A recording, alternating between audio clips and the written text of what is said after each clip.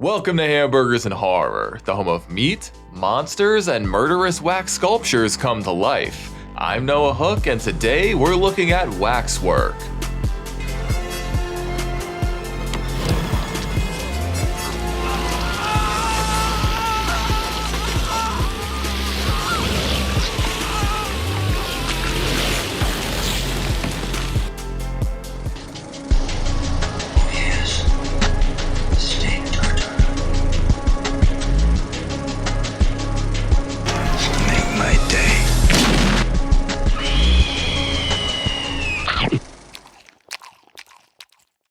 This 1988 horror comedy follows a group of college students who are lured into a new waxwork by its evil curator.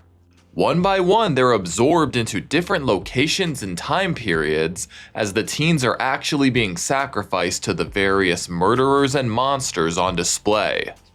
Waxwork was written and directed by Anthony Hickox in his directorial film debut. He's probably most known for Hellraiser 3, but he's also brought us Waxwork 2 and Sundown: The Vampire in Retreat. His name pops up here and there in various low-budget 80s and 90s horror and action movies, but I would say he's generally on the lesser-known side for anyone who's at least not a horror buff. He apparently wrote the script in just 3 days, and producers were initially concerned it would be too similar to the Monster Squad due to some of the recognizable creatures on display. The story is somewhat based off the 1924 silent anthology horror film Waxworks, where a writer is hired by a Waxworks owner to write a series of stories about Ivan the Terrible, Jack the Ripper, and other scary guys. Wax museums have gone on to become an unlikely horror movie mainstay, with The Mystery of the Wax Museum, House of Wax and its 2000s remake, Nightmare in Wax, and Terror in the Wax Museum all incorporating these shiny, uncanny figures as the basis for their scares. Hickox's entry in this subgenre makes for a really fun film and a really ambitious directorial debut, and I'm honestly still surprised that between this and Hellraiser 3 he didn't get to have a bigger career in horror. The film stars Zach Galligan from Gremlins 2, Deborah Foreman from April Fool's Day, Michelle Johnson from Dr. Giggles, Dana Ashbrook from Twin Peaks, Claire Carey from Zombie High, and David Warner from The Omen, Tron, and Star Trek: The Next Gen. Cinematography was handled by Jerry Lively of Friday, Hellraiser 3, and Return of the Living Dead 3, and the score was composed by Roger Bellin of The Unholy and a bunch of Hallmark movies. The film's huge variety of effects, which are absolutely the movie's high point, were led by Bob Keane of Hellraiser 1, 2, and 3, Dog Soldiers, and Nightbreed. I should cover Dog Soldiers sometime. Waxwork had a pretty limited theatrical run, bringing in less than $1 million at the box office, but it fared much better in video stores, and it's gone on to become a real cult classic. It currently has a 60 and 47% on Rotten Tomatoes, along with a 3.1 on Letterboxd, with fans loving its dark humor, cartoony characters, classic monsters, and surprisingly brutal kills. That being said, it's not necessarily scary, sometimes even being a bit goofy, so it's not everybody's cup of tea per se. I first came across Waxwork when I was first reviewing the Hellraiser series 5 years ago. Holy fucking shit. And I had a lot of fun with it at the time. I'm super excited to cover it on the channel, so a big thank you to my patron Tommy Elo for requesting Waxwork for me to review. But hey, with all of that said, it's probably time we get started. Dig it or fuck off, cause we're watching Waxwork. The movie opens with a man named Michael Loftmore being murdered in his own fireplace, with the killer stealing a bunch of pendants we'll learn about later. Now we meet his grandson Mark, who has a very strange relationship with his White Lotus-ass mom. She mentions that several people have disappeared around town, but more on that later as well. Oh, Mark is richy rich, he's even got a butler named Jenkins. His friends Sarah and China are on their way to school when they notice a new waxwork in town. And for those unfamiliar, waxwork is basically another name for a wax museum. They're startled by the creepy owner, who decidedly doesn't give his name.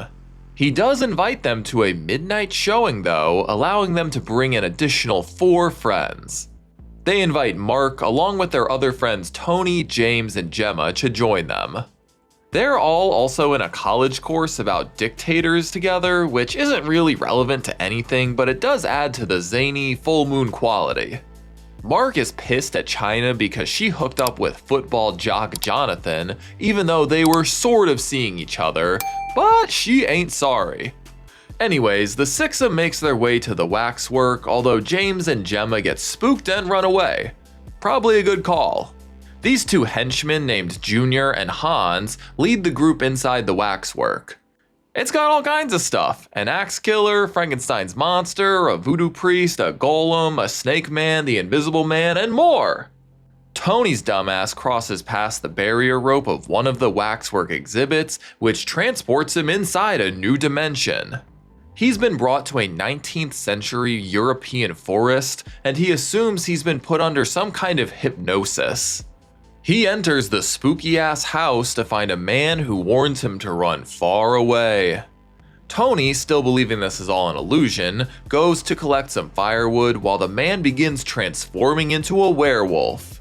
The beast chomps down on his arm as a werewolf hunter and his assistant arrive to kill it. The assistant gets his fucking head torn in half, but the hunter manages to shoot the wolf in its heart with a silver bullet. And this kills the beast. Tony begins his own American werewolf transformation, but the hunter shoots him in the chest as well. And just like that, Tony has become a part of the werewolf Waxwork. China also feels compelled to cross into a Waxwork, which transports her to none other than Count Dracula's castle. She joins Drac, his son Stefan, and his 4 mistresses for a very bloody dinner. Oh yes, steak tartare. Apparently her fiancé had to abruptly leave, so China gets to spend the night. Later in the evening, she's visited by Stefan, who wastes 0 time trying to bite her neck.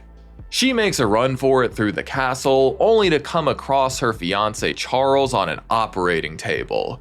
He's what she ate for dinner.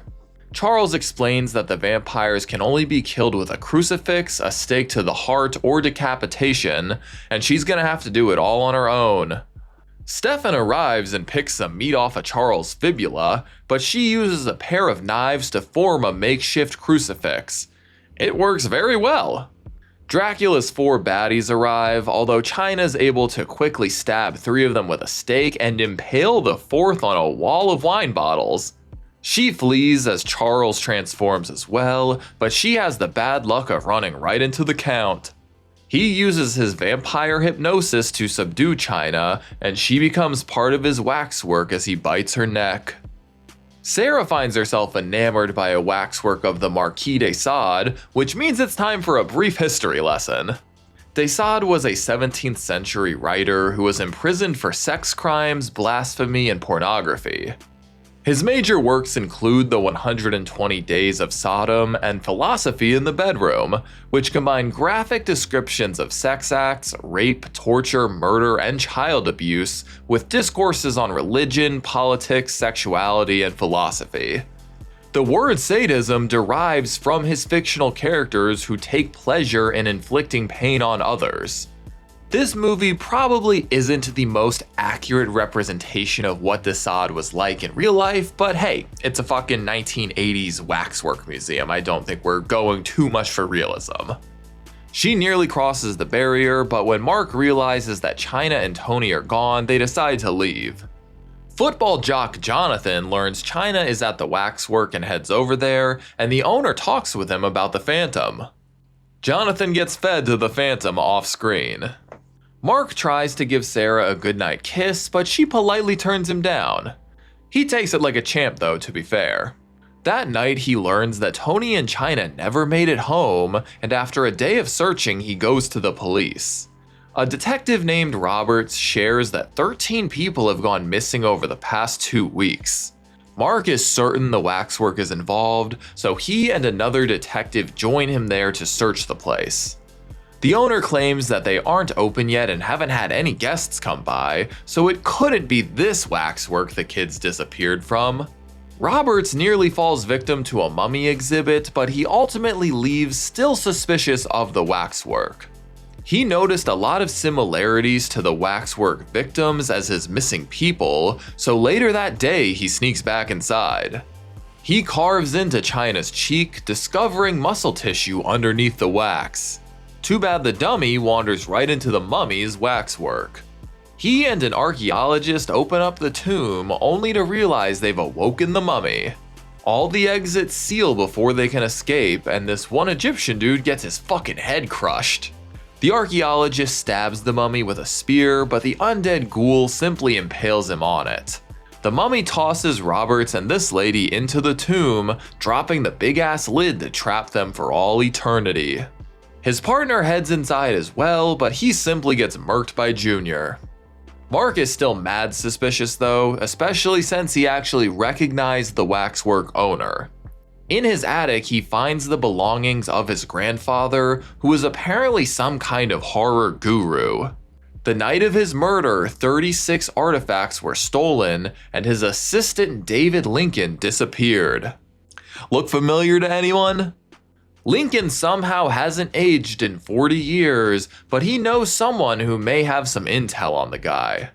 They visit the home of Sir Wilfrid, an old friend of his grandfather. They fill him in on the situation, and he explains that Michael Loftmore collected 18 trinkets belonging to the 18 most evil men or creatures in history. On top of that, he also collected a trinket from one of each of the creature's victims.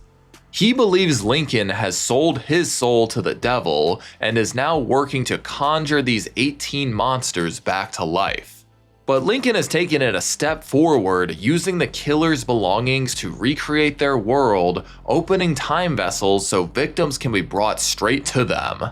If all 18 monsters receive a victim, they will all come back to life, and supposedly they are dangerous enough to destroy the world. Wilfrid sends them to burn the wax figures that haven't consumed a victim yet, as that will break the chain. Although it seems our guy isn't content to just idly sit by. Mark and Sarah break in through the back, but Sarah's horny ass wanders right into Desaad's waxwork immediately, and Junior pushes Mark into another.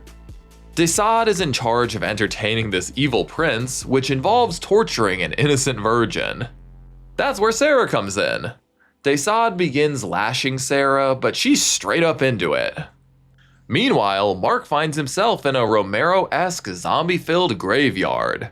He reaches an invisible wall preventing his escape, but he remembers that none of this is real and they have no power if he doesn't give it to them. He jumps out of the zombie world and right back into Desaad's. Turns out Sarah is the best whip receiver that Desaad's ever seen, but the little Joffrey-ass prince wants to watch her die, so he prepares to finish her off. Mark knocks out a guard and enters the torture chamber, although Sarah begs Desaad not to stop whipping her. Desaad talks some shit to Mark, but he throws it back at him by stating he isn't real and can't hurt him. Desaad tries to shoot him and hit him to no avail, and he successfully rescues Sarah. Sadly, they get snatched by Lincoln and Junior, just in time for James and Gemma to arrive. They obviously run right into the two waxworks still needing victims, which means it's time for the movie to go full cabin in the woods. All 18 men and monsters, along with their 18 victims, come back to life. Let's do a quick recap of all 18. We've got Big Bad the Marquis de Sade, classic Universal monsters like Count Dracula, the Werewolf, the Mummy, the Phantom of the Opera, Frankenstein's monster, the Invisible Man, and Dr. Jekyll and Mr. Hyde.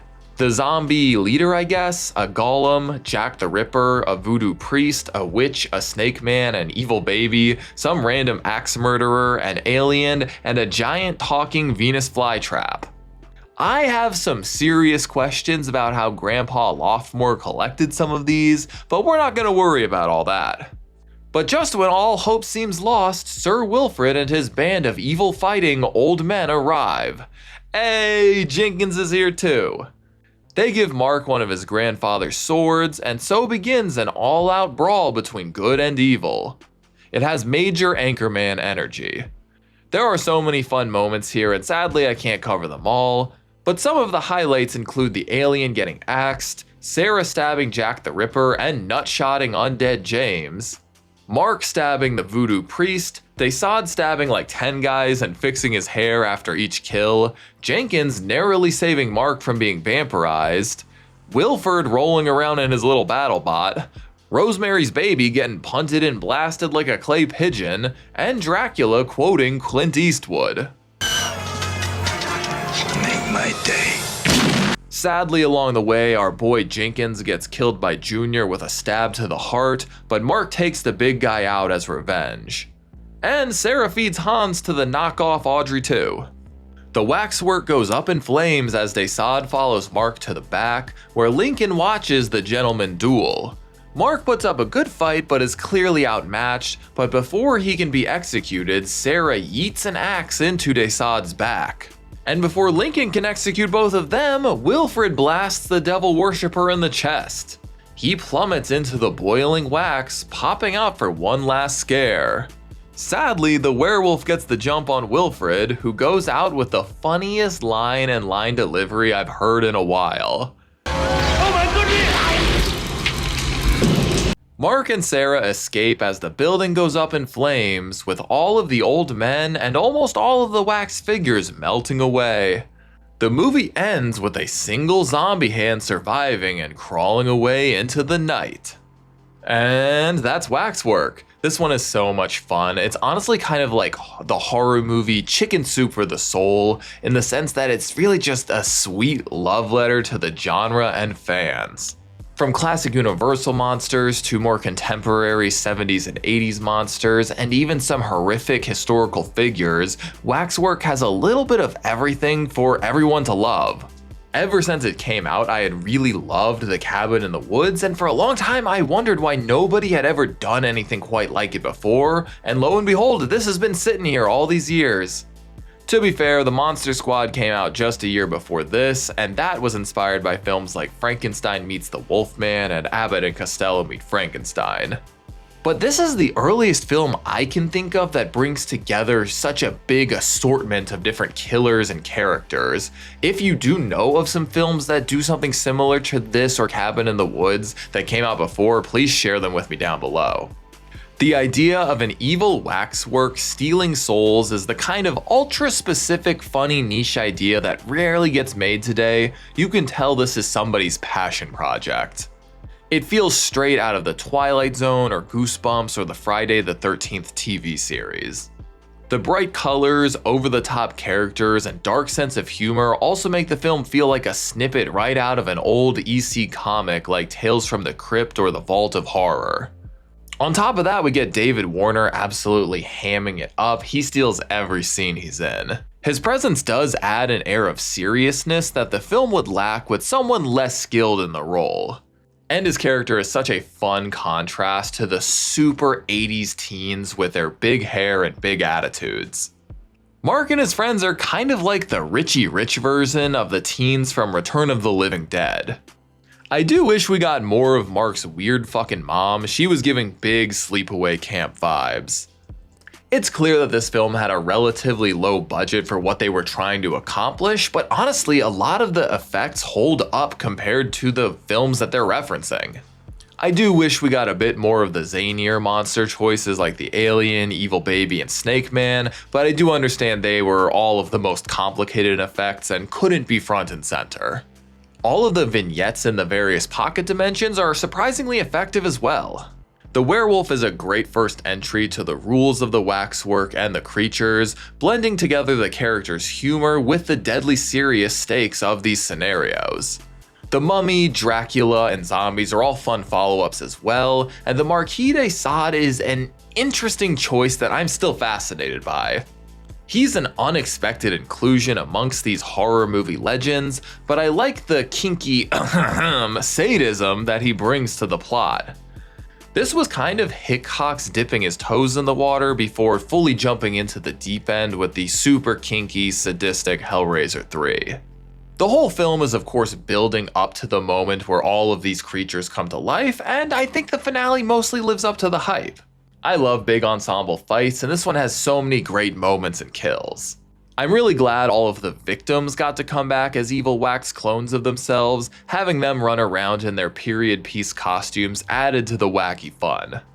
And at the end of the day, that's what Waxwork is really all about, wacky fun.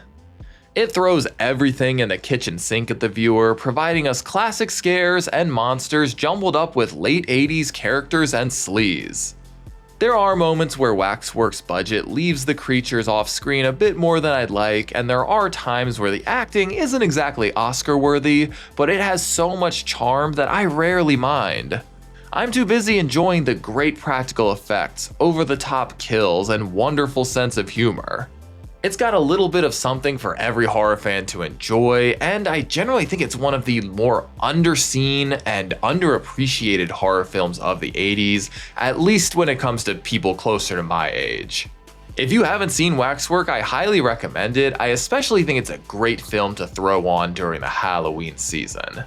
Well, that's about it. Thank you so much to my patron Tommy Elo for requesting Waxwork for me to review. This was so much fun. It's the exact kind of wacky cult horror that I really love shedding light on this channel.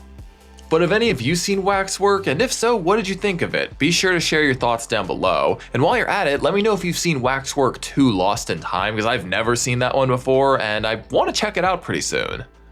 And be sure to join me next week as we go all the way back to the 1960s with The Haunting. Well, that's about it. Thank you all so much for joining me, and an extra thank you to my patrons. As always, I'm Noah Hook, and thanks for watching Hamburgers and Horror. Stay safe out there. Thanks for watching my review of Waxwork. If you enjoyed this video, be sure to like and subscribe so you can keep up with all my horror reviews. And if you want to help support the channel further, you should check out my Patreon account. You'll be able to vote for future movies and franchises I cover on the channel. Thanks, y'all.